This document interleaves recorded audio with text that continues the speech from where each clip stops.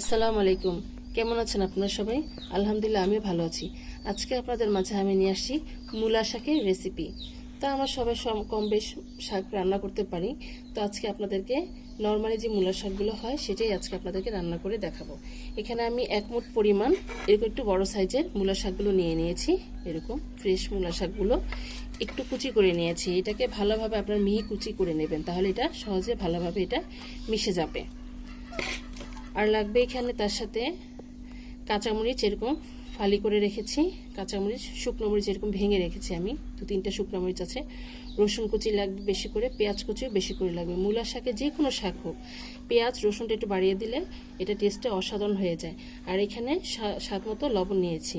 এখানে প্রথম আমি যা করব, যে শাকগুলো কেটেছি তার মধ্যে যে লবণ আছে, এই যে পরিমাণ করে লবণ নেওয়া এখানে আমার, সেটা এর মধ্যে দিয়ে দিচ্ছি। পুরোটা লাগবে না, যেহেতু এটা মিশে যাবে। এখন আমি এটাকে ভালোভাবে আলতোভাবে হালকা একটু মাখিয়ে নেব।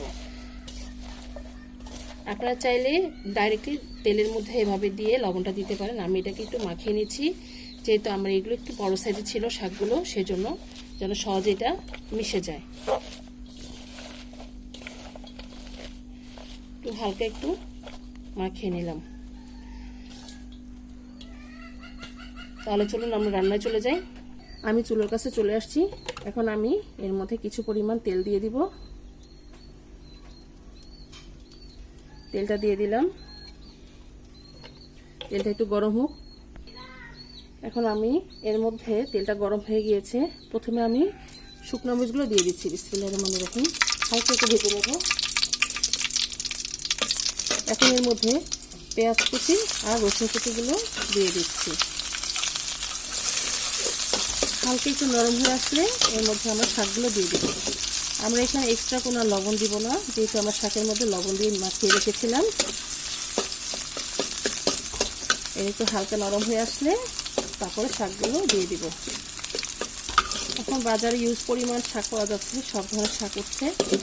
তো আজকে আপনাদের সাথে এই রেসিপিটা আমি শেয়ার করছি, আমি যেভাবে রান্না করি। এখন এই শাকটা আমি এই তেলের মধ্যে দিয়ে দিব।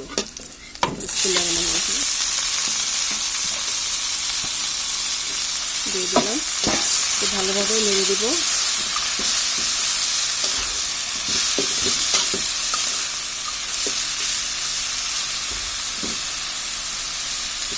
এখন আমরা এটাকে একটু ঢেকে দেব। 5 মিনিটের জন্য একটু ঢেকে দিচ্ছি। আমরা 5 মিনিট পর ফিরে আসছি। আমার 5 মিনিট পর ফিরে আসলাম। এই যে দেখুন আমাদের শাকটা প্রায় মিশে আসতেছে।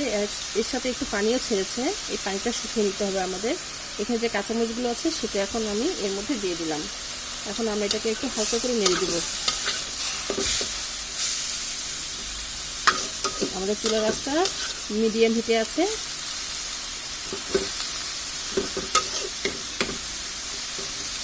ভালোভাবে নাড়াচাড়া করে দিলে সেদ্ধ হতে বেশিক্ষণ সময় লাগবে না। তাহলে আমরা এটা পানি শুকিয়ে আসা পর্যন্ত অপেক্ষা করি। আমরা আবার ফিরে আসলাম। আমি অফ ক্যামেরা একবার নেড়ে দিয়েছিলাম শাকটাকে। দেখুন মূলা শাকে, যে কোনো শাকে একটু তেলের পরিমাণটা একটু বুঝে দিবেন। একটু বেশি হলে সমস্যা নেই, এটা খেতে অসাধারণ লাগে।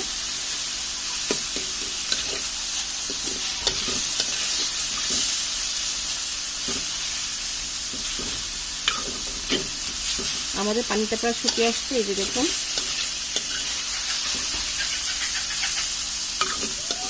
আমাদের শাকে আর কোনো রকম পানি নেই। এখন আমরা এই পর্যায়ে এখন এটাকে নামিয়ে ফেলবো। তৈরি হয়ে গেল আমাদের মজাদার মূলা শাকের রেসিপি। মাশাআল্লাহ, আলহামদুলিল্লাহ। দেখুন দেখতে কত ভালো লাগছে। এটা গরম ভাতের সাথে খেতেও অসাধারণ মজা লাগবে। আপনারা অবশ্যই এই রেসিপি আমি যেভাবে তৈরি করেছি এভাবে আপনারা ট্রাই করবেন, ইনশাল্লাহ আপনাদেরটা আরও ভালো হবে। তো আমার এই রেসিপিটি, মূলা শাকের রেসিপিটা আপনাদের কাছে কেমন লেগেছে আমাদেরকে অবশ্যই কমেন্ট করে জানাবেন। আর আমার জন্য দোয়া করবেন, আমি যেন আপনাদের মাঝে রেসিপি নিয়ে আসতে পারি। তো আজ এই পর্যন্তই। আপনারা যে যেখানে আছেন ভালো থাকেন, সুস্থ থাকেন। আল্লাহ হাফেজ।